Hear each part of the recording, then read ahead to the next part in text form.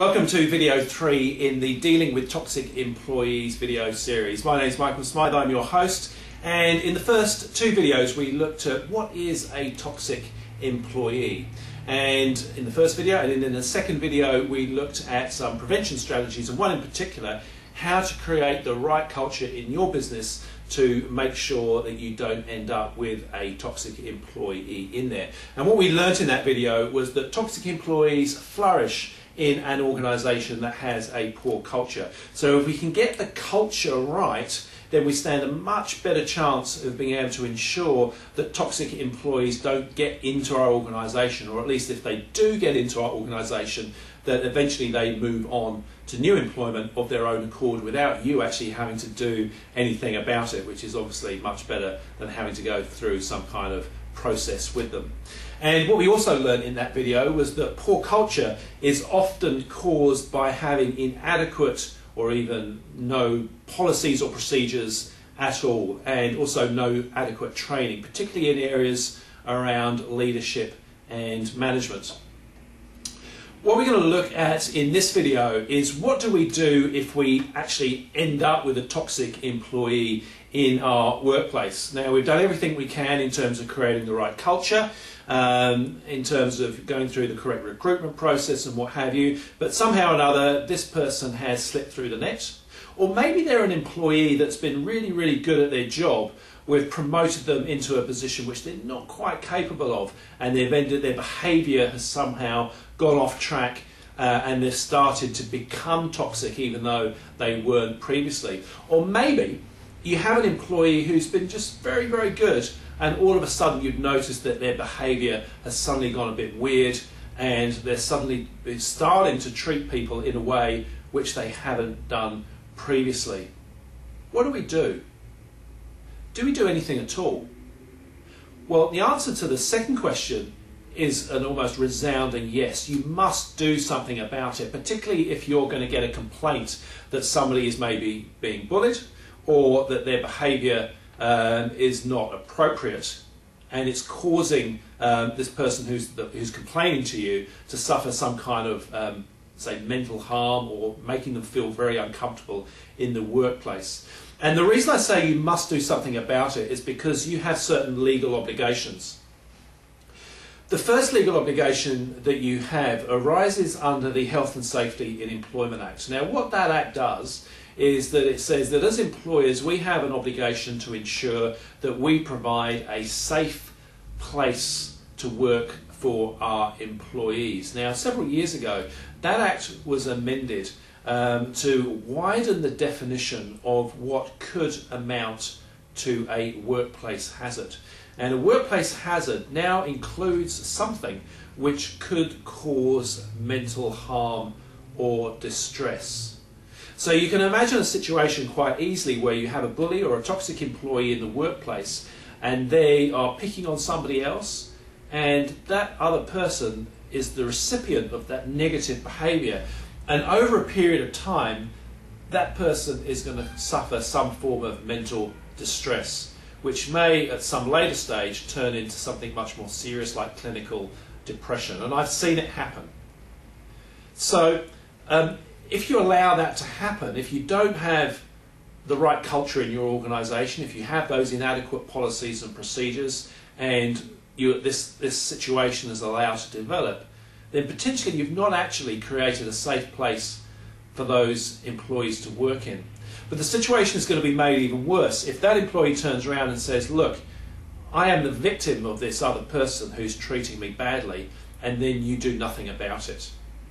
So you've got an obligation under the Health and Safety in Employment Act to make sure that if you receive a complaint about bullying or a toxic employee, that you have the wherewithal to do something about it, first of all, and that you then actually follow through and do something about it.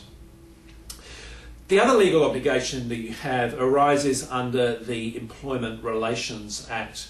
So there's a part of the Employment Relations Act which says that an employee is entitled to raise a personal grievance where they feel that they have suffered an unjustified disadvantage. So an unjustified disadvantage where an employee has been treated less favourably in some shape or form to other employees. And you can well imagine a situation where a toxic employee is treating his or her victim in such a way as to disadvantage that person in comparison to all the other people within the team or the department or the organisation. So that all of a sudden opens the door for that victim to raise a personal grievance that they have been unjustifiably disadvantaged. And of course, if you do nothing about that personal grievance, if you just ignore it or you dismiss it, then you run the risk that that employee says that the only option they have available to them is then to resign, and then you end up with a claim for constructive dismissal. And I just want to emphasise that if you end up in either of these two situations, the cost to your organisation or the cost to your business could be quite significant. So let's take the case of a constructive dismissal. If you end up losing a case for constructive dismissal in the Employment Relations Authority, then you could end up paying up to 3 months' salary to the victim, and it could even be longer than that because the Employment Relations Authority has a discretion to award sums much higher than 3 months, although 3 months tends to be the cap. And a situation where they might go above the 3 months would be where the victim has suffered some kind of emotional trauma which has prevented them going out and finding alternative work. So let's say, for example, 3 months loss of wages, and then we're looking at hurt and humiliation. And if that victim can turn around and produce a medical report which says that they have suffered from depression as a result of the behaviour of that toxic employee towards them, then that figure for hurt and humiliation could be anywhere up to $20,000. And of course, then you're left with your own legal fees if you decide to fight it in the Employment Relations Authority, and if you lose, of course, you may have to make a contribution to the victim's legal fees. So all of a sudden, these dollars keep mounting up. Just one more thing on the cost is that also under the Health and Safety in Employment Act, there is the ability to be fined as well, and fines can go pretty high as well. So, you know, we really need to be very careful that we don't end up in a situation where these kind of things could get out of hand. And it may be quite innocently on your part that this toxic employee is allowed to do what they do, and everything gets out of control because the victim suddenly moves into that whole depression situation, and all of a sudden you find yourself on the back foot with a personal grievance and having to scramble around. So very important that you have some prevention strategies to make sure that this doesn't happen, but also very, very important that if you do get a complaint from a victim, that you do something about it and you actually investigate it properly and you take some kind of action if that is the appropriate thing to do. Of course, it may be that there is no bullying or toxicity there at all, and the victim is just using that as a way to take attention away from maybe a performance management process which they're undergoing, and that's certainly a possibility as well. So it's your job, whether as the business owner or as well as the HR person, to go in there and assess that situation, and you've got to make a decision whether this complaint is a genuine complaint, which you need to do something about, or whether it's not a genuine complaint. And you need to be very, very careful how you make that decision. Because I'll tell you one thing, if you're dealing with a bully, bullies can be very, very manipulative, and they can be very, very good at passing blame onto the victim. So you could easily be hoodwinked into thinking it's a non-genuine claim when in actual fact it is. So let's have a quick look at the different types of complaint, because the point that I want to get across to you in this video is how you deal with these complaints can vary depending upon the nature of the complaint.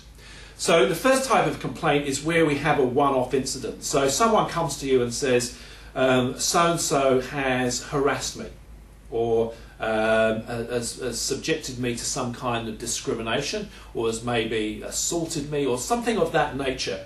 And you discover when you question the victim, you say, well, has this happened before? And the answer comes back, no. So you can immediately ascertain that this is just a one-off isolated incident.